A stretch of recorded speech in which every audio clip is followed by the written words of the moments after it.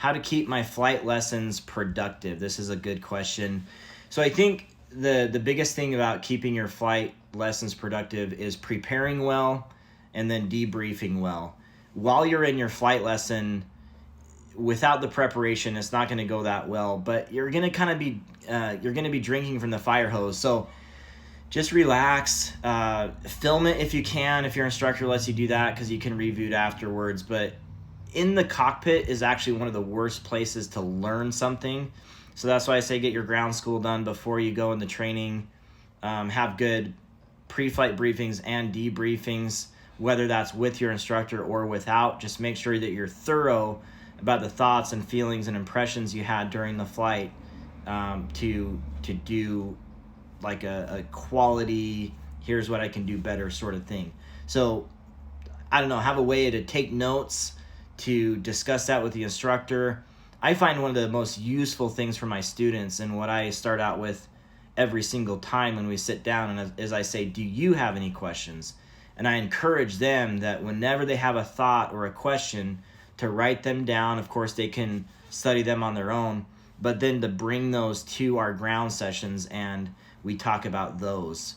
And I find that to be really helpful. All right, good question. Hopefully that answered your question a little bit. And if you guys have a question, you need to put it in the story. I'm pulling up some more questions now. So commercial 180 tips. I have trouble getting the aircraft right to my aiming point. So I had a student recently that visited here from Wisconsin, and she came to Alaska to get her commercial rating done. We did it in about a week, and she already had all of her prerequisites done. But she was struggling a little bit with it, and what we ended up finding is that she wasn't looking at the target the entire time.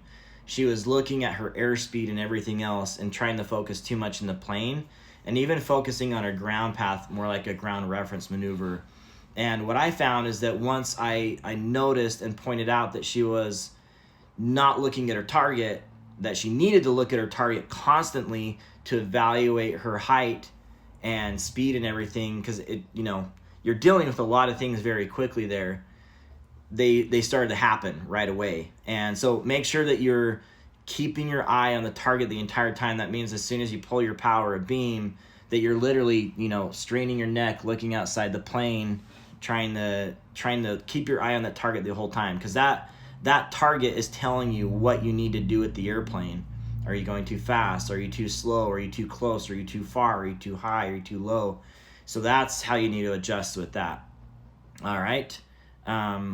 So I hope that helps, but keep your eye on the target. I think that's the most important thing to do for those commercial 180s. So partial panel instrument tips, having trouble with timed turns.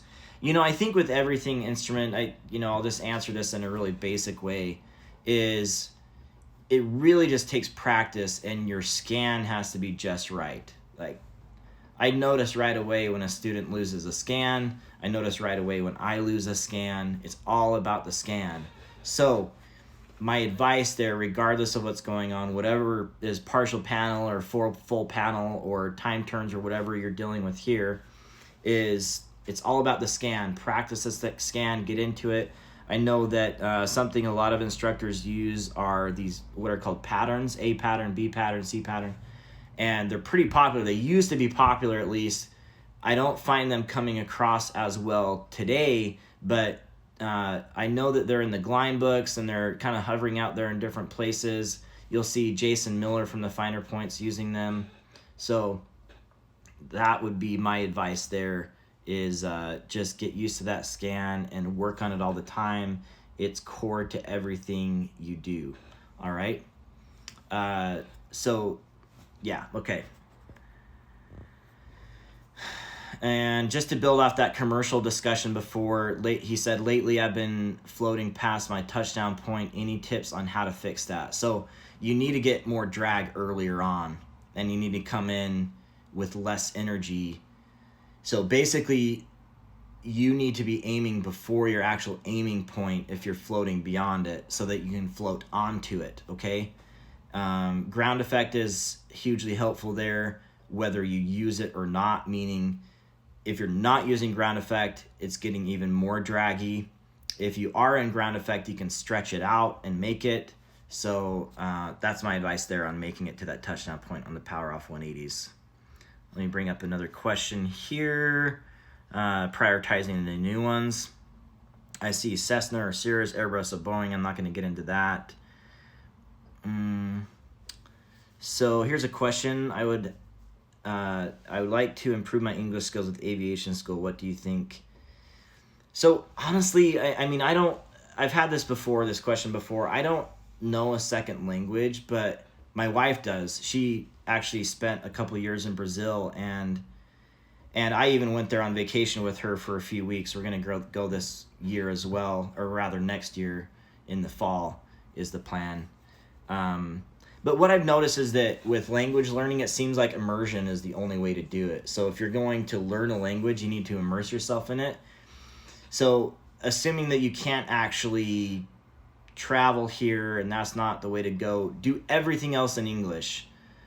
Do all of your browsing in English on the internet. Do all of your all your entertainment, all English. Just immerse yourself as much as you can. If it's aviation or not, it doesn't matter. It's going to help. That's my advice coming from someone that doesn't know a second language. Maybe my second language is aviation. I don't know, but I know that that's what my wife had to do to learn Portuguese fluently. All right, guys, if you have questions, you need to ask those in the chat, in the question box on my story so that I can pull them up here in the chat, okay? So here's a question. Where are you planning on flying this spring and summer in the lower 48? So actually, it's this winter, so I'm going to be leaving Alaska for a few months between February and March, a little bit of April, and I'm going to be going to Salt Lake City first for a week to visit family. Might do some flying there a little bit if I can link up with someone. Then to Vegas for a week. I have more family there. Again, I'm open to flying if you guys have ideas. And then to California, particularly Camarillo and Santa Paula area for 2 months. And I'll be spending time there getting sunshine, taking a little bit of lighter time off or lighter workload. I'll be actually training with some people there, have some students I'm gonna be working with hopefully, and doing some flying, getting to know more people, collaborating, doing some more filming, planning on flying down in San Diego as well with an old student of mine, and then I'll be going to Sun and Fun early April, and maybe Texas after that with Josh Flowers. We'll see how that goes. So kind of a lot of things in the works. Always trying to fly regardless of where I go. So lots of things working out there. Hey, Jared, how you doing? All right, so that's where I'm going to be. So if you guys know of anyone or you yourself are in those areas, I'm happy to link up and collaborate. So Pilot Annie, hey Annie, what are any tips for learning about Radio Nav Aids would be great. I'm struggling through it. So for me, with Radio Nav Aids, I keep a pretty big picture view on them. I'm not very sharp right now on the different types of VORs or how all that equipment is set up. What I try to focus on with my limited brain power, if you want to put it that way, as a pilot is what are the best things I can do to deal with it. And of course, knowing the core functionality of how those things work or the type of VORs they are can tell you about different errors. But I'm big on the big picture, I guess, and when it comes to Radio Nav Aids, I know what they are and I know how to use them, but I don't get too much into the minutia. So Annie, I know that you are in Canada and they require a lot more knowledge when you go into these tests. And so I can say that from an FAA perspective, we typically don't have to get too deep into the weeds on all those different types of VORs and how it works. So unfortunately with your test, you probably do. And so, keep struggling through it. I don't know what else to say. I know that on our end, we use things like the Airman Information Manual, the AIM, which might be helpful for you as a supplement to look at that. That'll go through the different types of VORs and lay it out well. And you can also get the free resource from the FAA, the PHAK, the Pilot Handbook of Aeronautical Knowledge. And that might help you as a separate source that can help you learn those a little bit better. And that goes for you guys too if you have something else there. All right, gonna keep going down through the list here. Here's a good question. How do you successfully pick up flying again after a short break? And in this case, Lucky12 Aviation LLC says medical. So I myself have gone through several different times away from aviation, a hiatus, if you will. And it is always difficult to get back. I find that I go through some of the same challenges where I'm bashful about going to the airport and talking to new people in those areas. I don't really know how to connect with the community again. I feel like I am an outsider, and I just really don't know what to say. I don't know what to do. And I think, honestly, starting there with just kind of the emotional stuff of recognizing that it's hard to just ask people and have the conversation is exactly what needs to be fixed. And so my advice would be, if that's the issue you're talking about, with getting started again, is just start to have the conversations, talk to people, suck it up and go and talk to someone at the local FBO or flight school, or get to know people in your area, ask them if you can fly with them, and just start to get into the community again. And then just take it slow from there. You start with a couple flights, maybe it's a flight review, maybe it's a couple flights with an instructor. You do some more pattern work, you maybe do some shorter cross countries before the big one you want to do, and just work your way into it little by little as you gain confidence, and eventually you'll get there. There are parts of aviation that are called what is a perishable skill, and there are other parts that are like riding a bike, and so you're going to be dealing with those different parts until it all comes together and it makes sense. So that is my advice on how to successfully fly again after a short break. All right, next one.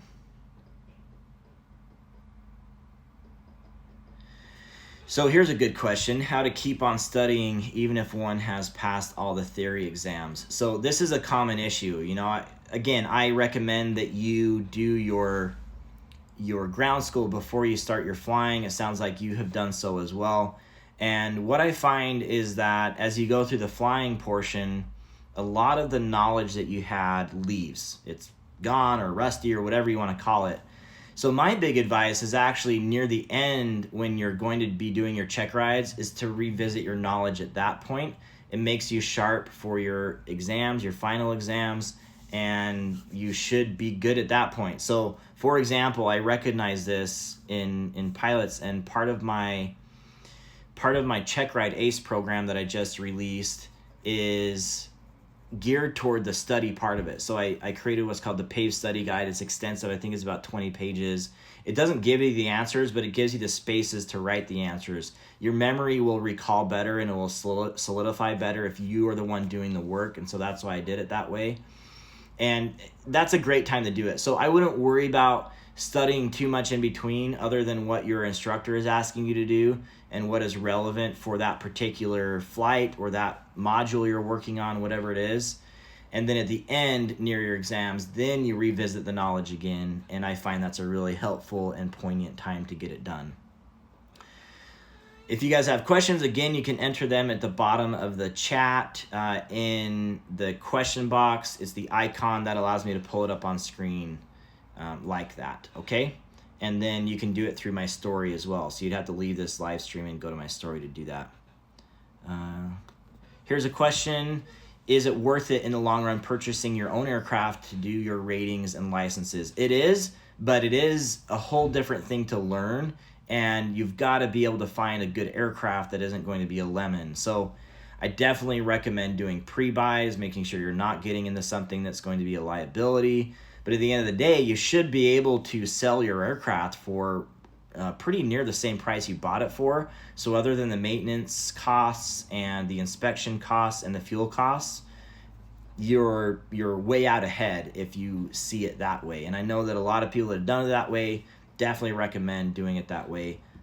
It's just something that maybe takes more of an investment for people to get into. It's harder to get into flying your own plane. I know that I had a student that I was pushing along really well, and he was doing well, and his family, he and his dad were looking for an airplane to finish his training in. And I warned them that was really going to slow them down and potentially stop the training, and it did.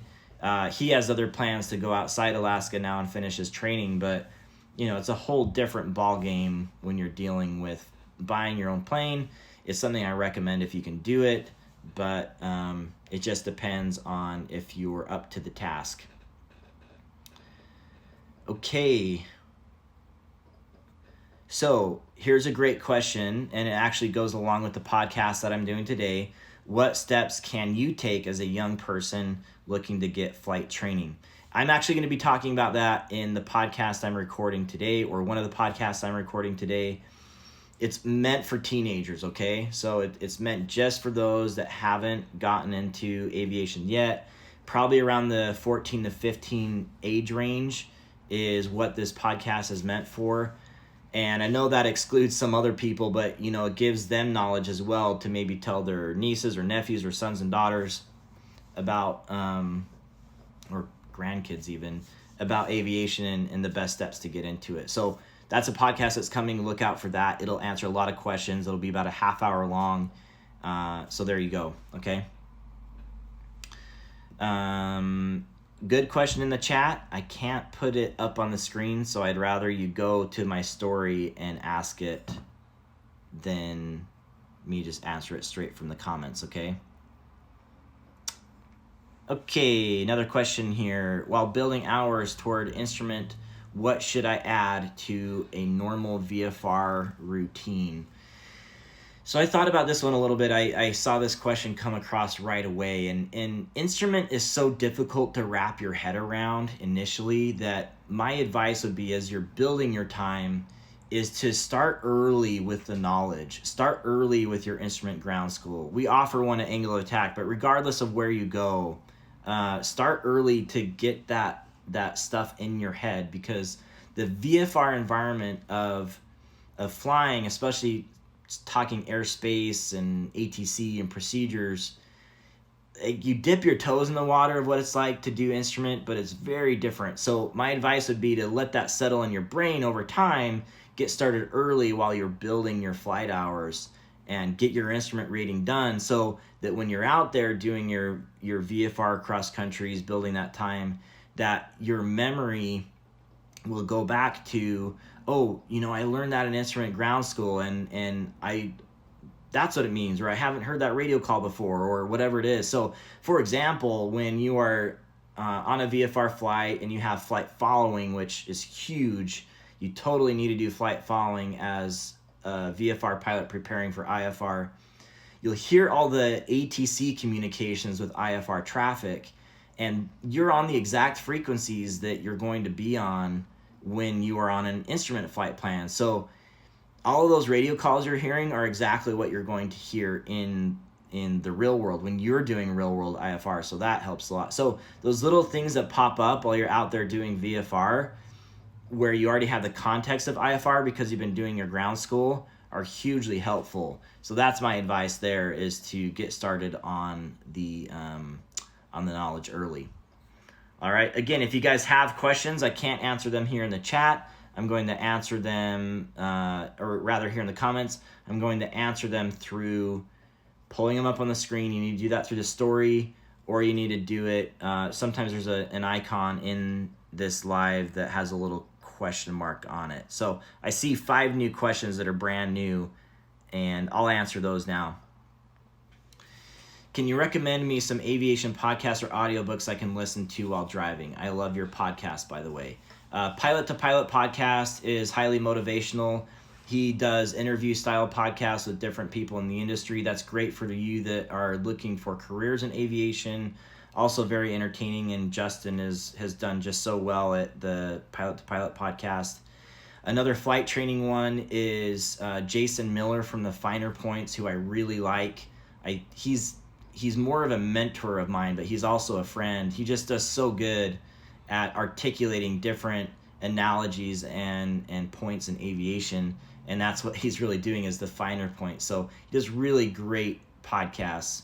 I really like him as well. There aren't a lot of audiobooks out there on aviation. At one point I saw that someone did the PHAC in audio form. I'm not sure exactly where that is, or if it would be too dry to go through. And one of my favorite audiobooks that I still listen to occasionally is from Rod Machado. He did a book called How to Fly an Airplane, and goes through each and every step of, from preparation to pre-flight to different maneuvers. And he's very good at focusing on the core aerodynamics and coordination and flight controls and everything that go into each one of those maneuvers. That I just really enjoy that, and he's entertaining to listen to on audio. So Rod Machado's How to Fly an Airplane is also a really great book to listen to, and it's quite extensive too. I think it's like 11 hours, so there's a lot to consume there. All right, here's an interesting question. If a person fails his high school but has accumulated enough hours, do you think he might have trouble getting jobs in the airlines? I don't exactly know what you mean by failing high school. I think that there are always places in aviation to be redeemed, and there are plenty of places that you can work, right? So it's always good to work hard no matter what. Whatever you're trying to achieve in life, it's always good to work hard. And so that would be my first advice. But my follow-up advice to that would be that I think these failures or past life things matter a lot less than people make them up to be in aviation.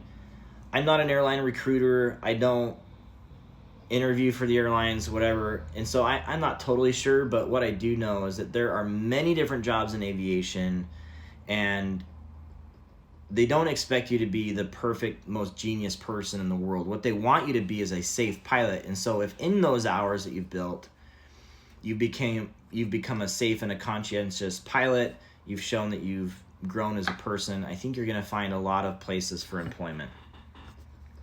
That's my advice on that one. Commercial pilot license flight test next week. Any advice? Yes. Prepare well, study, that last bit of study that you do. Make sure all your endorsements and everything are filled out correctly. Make sure all your flight hours are in accordance with the regulations and that you've done things correctly there. And that final, study that you need to do to get ready for the oral, assuming that you've been away from the knowledge for a while, having done the ground school first. So it's going to be a busy week. Make sure that at the end of that you get some rest and relax. If you've put in all the work, you don't really have to worry about that end part. It's just a formality at that point, but it all boils down to hard work. I cover all those things again in Check Ride Ace. My Check Ride program is $99. It's on my website, and I give tons of Check Ride specific advice on there, in addition to my Check Ride checklist and the PAVE study guide. So you guys can check that out if you're getting near your Check Ride.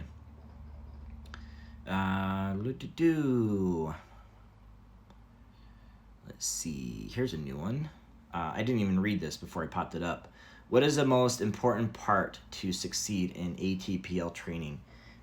And I'm just going to adjust this question a little bit to any pilot training, okay? Not just airline transport pilot, but any training. And the most important thing, it builds off something we just talked about, is hard work, okay? There's plenty of time to get flight training done. We all have a lot of available time, a lot more than we make it out to be. We all have a lot of disposable money, or at least most people. The world is a very abundant place, especially here in the United States. If I'm speaking to just people in the United States, we have such an abundant country. There's so much we spend on that is wasteful or just for hobbies or whatever it is. You can choose to get a pilot license and essentially afford it. Almost anyone in the U.S. can choose to do that. And if you can't afford it, well, then there are tons of scholarships to apply for that could potentially get you across the finish line.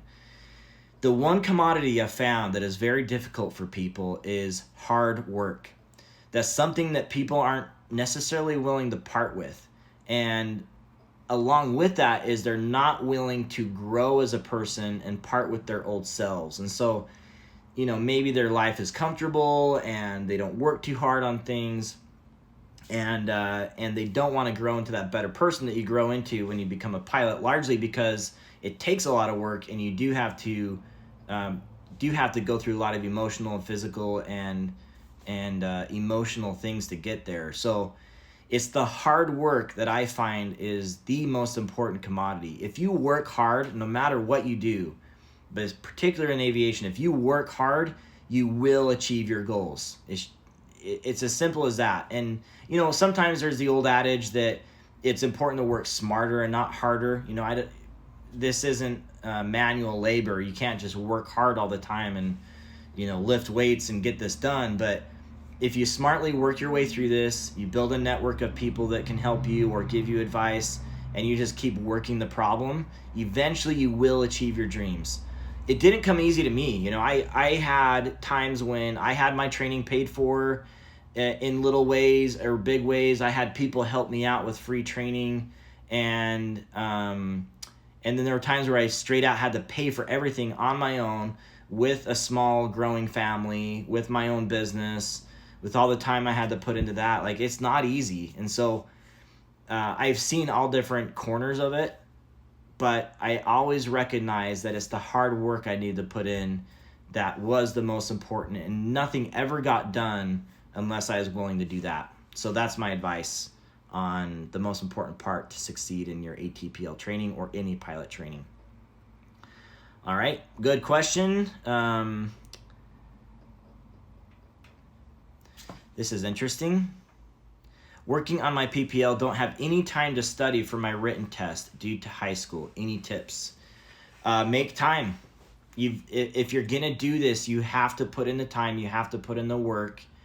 I know that it's probably tough right now. You may need to delay your pilot training, but you can't work on your PPL if you aren't studying the written test knowledge, if you aren't studying the knowledge. You're wasting time and money.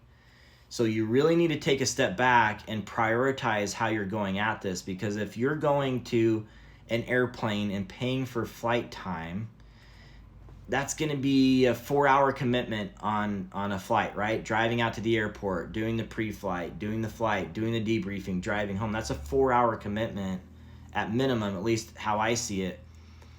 That 4 hours could be better spent on the knowledge part of what you're doing. Because if you go to the airplane and you don't know what you're doing, you don't know the concepts you're going to be working on that day, you've never heard of those things before, then you're learning in an airplane that is costing you like $200 an hour, assuming that's with airplane and instructor on average. That's a very, very expensive place to learn. So you really need to be doing your training, your focus outside of that, so that when you go to the airport and you do a flight, you already have this knowledge base to work from that can accelerate your training. But you need to do the work in order for this to happen. I know that, for a high school student, that studying material isn't the most fun thing to do, but I want you to also think about separating what you've done in high school and how you've had to have like knowledge crammed in your head, things that you don't need to know in the real world, and then aviation. Aviation is totally different, okay? So the math you've done, the English you've done in school, the science you've done, even down to like physics, is all like actually applicable to aviation. And so when you get into aviation, all the knowledge you're learning is actually useful. So my advice in that sense would be, put aside like what your teachers and your schools force you to do in high school, and realize that aviation is not something that has a bunch of useless knowledge. Like, the stuff you're learning can be really fun to learn, and it's actually useful to what you're doing in life. So, in life being aviation. So, try to separate those two. Focus on the study first. It's going to be more effective in the airplane and cheaper, and you will become a pilot faster as a result by doing it this way than you would the other way. All right? So that is how to work on your PPL in high school. Hey, Justin, Pilot to Pilot, good to have you. Recommended your podcast a few minutes ago, mainly because of the entertainment value. No, the knowledge. Anyway, All right, guys, if you need to ask a question, you can do that in the bottom here. Looks like I'm going to be around for about 20 more minutes. It's a long one. I haven't done one of these with you guys for a while. So about 20 more minutes. I'll just keep punching through the questions here.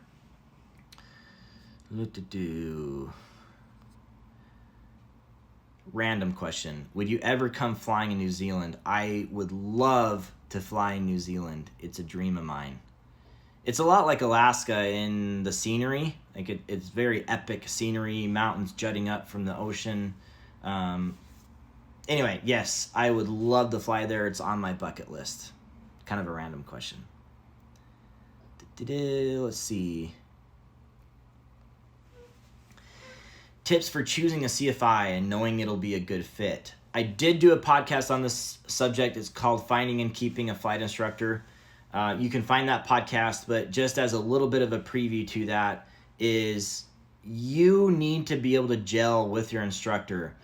I am of the mindset that it's okay to do multiple discovery flights with different instructors or different flight schools. Find out who you work with best. You'll know, okay? You know when you meet a friend or have met friends in the past, when you click. And when you go and fly with these people or talk to them and you click, then you know that that is going to be a good situation. Now, you don't necessarily need someone that you're going to be friends with, right? Like, it may be someone that you know will push your buttons and motivate you in the right way for who you are too. So there's that kind of relationship too. But I kind of joke that finding a flight instructor is like finding a spouse, someone to be married to, that having the emotional intelligence to talk about everything,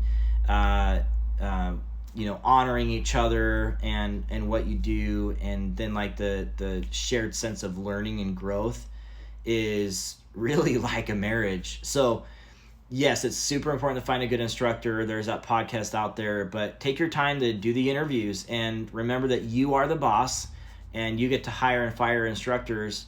It's easier to find the right person in the very beginning and then go from there and work from there, okay?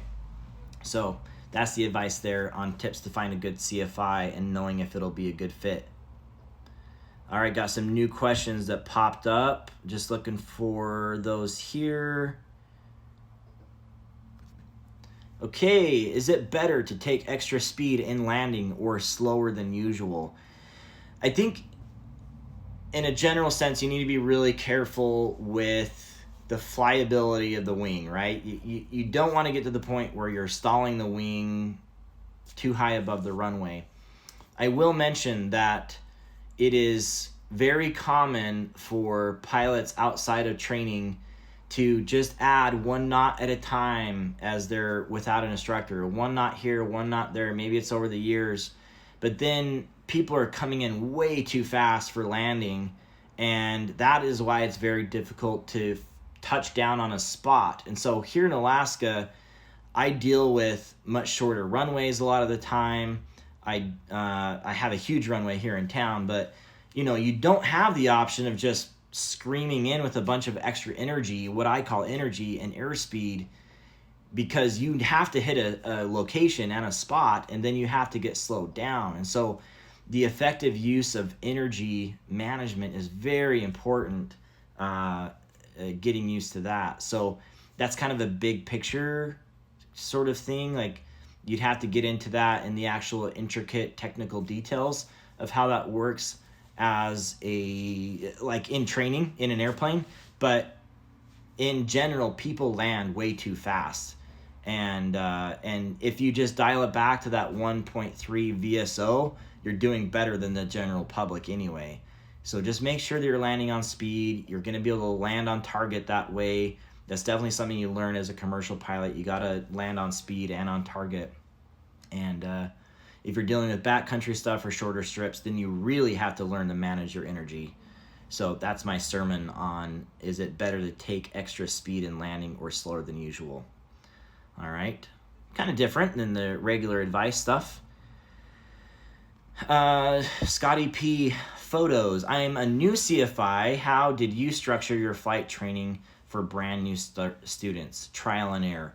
It is a lot of trial and error, and I'm always of the mindset, this is how I operate my businesses, is my businesses, my products, my offerings, whatever they are, they're always in flux, okay? It's a living document no matter what I'm doing.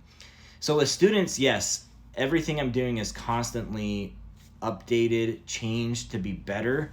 And you're going to learn what works best for you based on your flight school. But I start out with the basics. I want people to learn how to fly an airplane coordinated. I want them to learn all about what the wing is doing, what the control surfaces are doing, and how the pilot controls that in an effective way. I try to do that as early as I possibly can without the use of instruments as much as I possibly can, so that they understand just the pilot airplane connection and how important that is. So yeah, start there, but you need to embrace that as an instructor, that you're going to have your own unique style, and they are styles that have been borrowed from other pilots that you've flown with or other instructors that you've flown with, and that is an asset, okay? So that's something that you are offering the community. It's just like a fresh new look on how to fly. So embrace that, and feel free to be creative about how you do your lessons and how you present the students. And then be creative about how you let students make mistakes and recover from those mistakes, and just let them learn on their own. So so that's hopefully helpful for you, and I hope you enjoy flying with your new students. Got another new question that came across.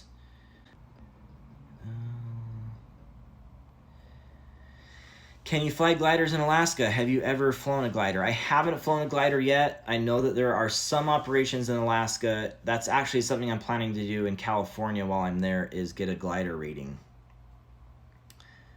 I think it sounds like a lot of fun. Learning to fly in Qatar or Qatar. I'm not sure how to say it. I think it's Qatar, right? Any thoughts? I want to come visit Qatar, okay?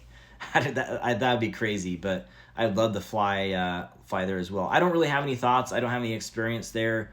Flying is flying no matter where you're at. A wing works the same if it's in Alaska or Qatar.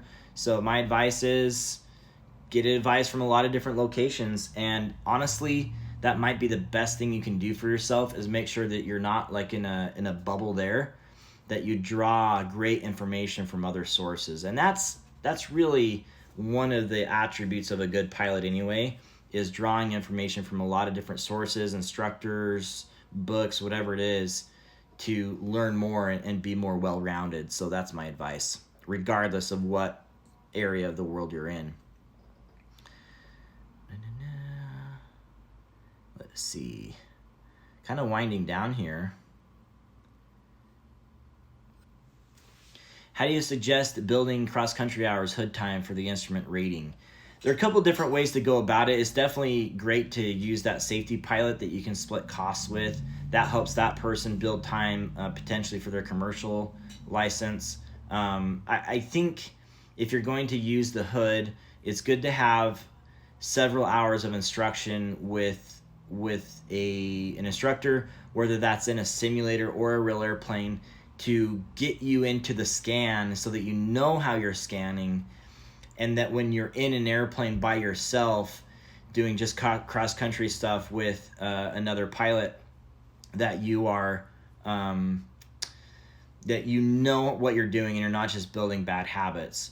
If that person next to you is instrument rated, then you can do, as pilot in command, you could do practice approaches as well. But again, you don't want to build bad habits, and you don't necessarily want someone that isn't an instructor teaching you. So it's a little bit of a sticky situation. The thing I am most cautious about is just that you don't build bad habits when you're building that time. But you got to build the time anyway, right? So to do some things that will help while not trying to teach yourself everything is kind of the balance that you have to keep when you're building those hours during instrument. All right, hope that helped. Again, if you guys want to ask a question, it needs to go in the chat below. Not the comments, but there's like a little question box. It needs to go in with an icon, or it needs to go in my stories. That way I can actually pull it up on screen. So this is a question that comes across here and again, is what is better to learn as a student, a tricycle gear or a tail dragger? So the thing with tail draggers is they have the potential to become more unstable during basic maneuvers of taxiing and landing and takeoff. And so it is actually more difficult to learn in a tail dragger. There's more to cover. There's less room for mistakes. All those maneuvers become very critical with your control position and the wind. And so it is easier to learn any tricycle gear. It's more forgiving, but that doesn't mean it isn't possible to learn in a tail dragger. I know plenty of people, especially here in Alaska, that have done that and enjoy it, and they've done well, and they're good pilots. And so it just depends. It might take more time, might take less time because you have an awesome instructor. It's kind of a mixed bag. It really just depends on what you want to do. So one isn't necessarily better than the other. One is just more critical and maybe difficult to learn in than the other.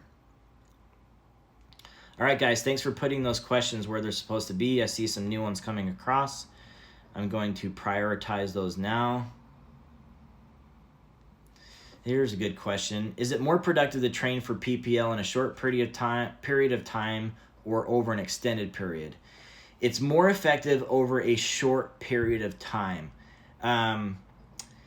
However, I know that life gets in the way, and a lot of people that end up becoming pilots end up doing it in their late 40s to 50s because that's when their jobs get to the point where they can afford it, and that's when they get a little bit more time on their side.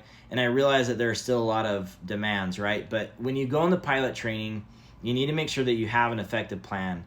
Flying 2 to 3 times a week is the best scenario. 1 time a week or 1 time every few weeks, you're going to lose a lot of knowledge in between.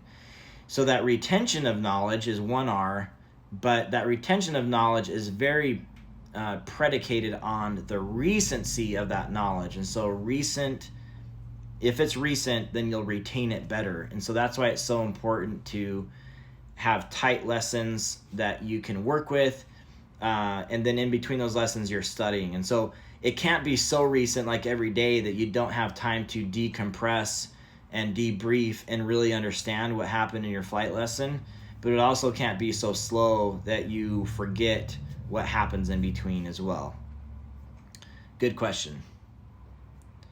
All right, let's see what else we got here. I know some new questions came across. Let's see. I'm 42 years old, making good money in the mortgage world. I'm studying for my written before flight instruction want. So this just, I'm not sure what the question really is here, but this just goes to what I was saying, that when people get a little bit older, they get a little bit more successful, and they get the ability to fly. And so there's going to be time constraints and commitments there that you have to deal with, but there's plenty of room for it. Just make sure that you build a quality training plan. It sounds like you're getting your written done before instruction. I definitely recommend that.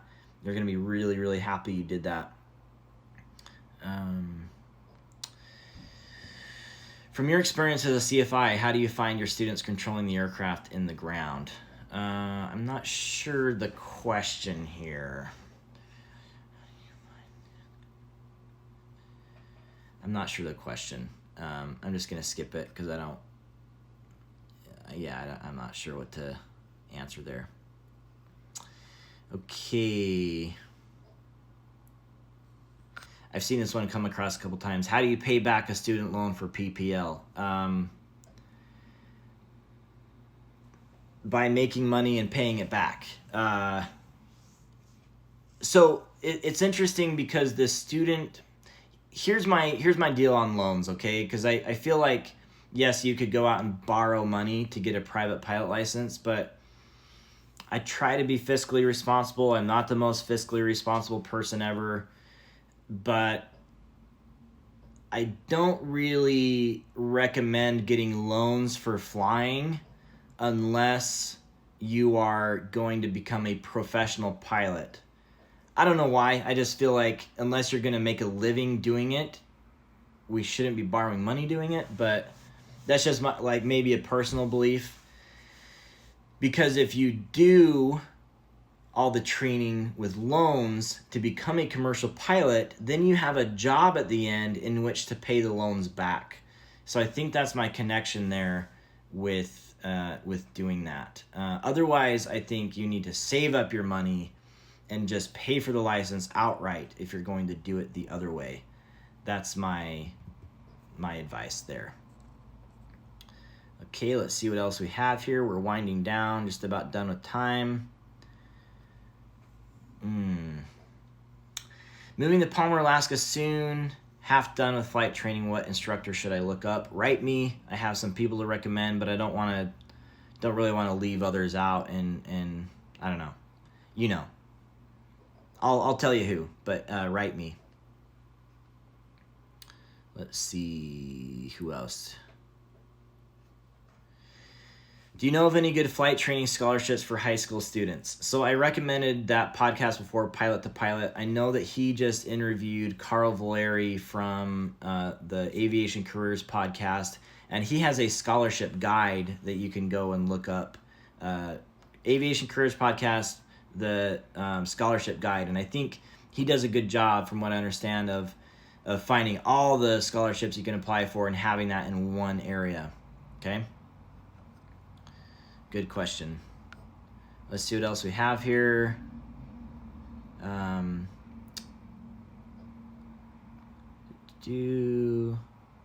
What exactly is a back course approach? A back course approach is one that uses reverse sensing, and so it's using, in this case, like in a localizer back course, you're going to be turning the wrong direction if you're going to be correcting for the localizer. So it's just kind of the reverse. You're using the reverse of the navigational aid rather than the regular front side facing way. All right. So that's a really, really simple way to answer it. But there aren't a lot of back courses approaches out there. We actually do have one here in Homer. I've talked to several people that were just like literally flying here so they could experience one, because they're pretty rare. Okay, winding down on questions here. What's the average time a normal flight instructor time lasts, and since when the CFI start charging his or her services? So flight instruction time, I think you're asking how long are people generally flight instructors, and when can you start charging as a flight instructor? So typically people do it for a year or so. There are people that go on to choose to do it as their full-time career. That's what I do. I do the online courses plus instructing here in Alaska, and then I charge right away. Like, I charge for my flying right away. There are some times when I choose not to charge for my flying, but I leave that up to my discretion. I think that instructors need to be more professional about how they charge. We are professionals, and we should be honored for that. And so, especially for someone that has that chooses to do it long term, like myself and many other peers that I have, they are professionals. They deserve to be paid what they're worth, and that's a whole different like CFI discussion, but an interesting one. All right, we're winding down with questions here.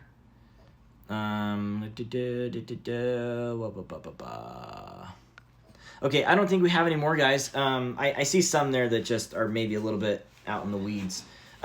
So thank you for being here. I hope you guys found this motivational. Hope you learned something. Hope the questions that other people asked were also helpful. Maybe some things that have been on your mind that you weren't thinking of. Lots of good things happening recently. I'm doing a handful of podcasts today to keep that rolling. That's Aviator Cast. Look it up no matter where. Even have it on YouTube now, so I do it on video on YouTube. I find that I consume a lot of content in that way. So then it breaks down from there on Apple Podcasts and Spotify and a lot of different locations. Just released Check Ride Ace, Check Ride Preparation.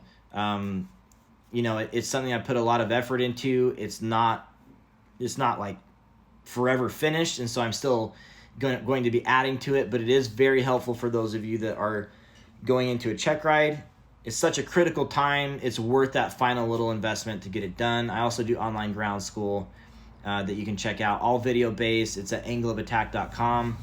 Appreciate you guys being here. If you ever have any questions, please reach out. I answer direct messages. I answer everyone's direct messages. If somehow I miss your direct message, write me again. It just needs to go to the top of my inbox. I love connecting with the community. I love hearing what you're going through. I love getting your questions. It's how I stay connected. That's why I find this super important to do, so that I'm in it, okay? I'm not just talking about flying. I'm actually teaching and working one-on-one with people. So I appreciate what you do. Keep working hard. Remember, that's the biggest thing. And thanks for all you do, all right? I'll talk to you guys next time. Until then, throttle on.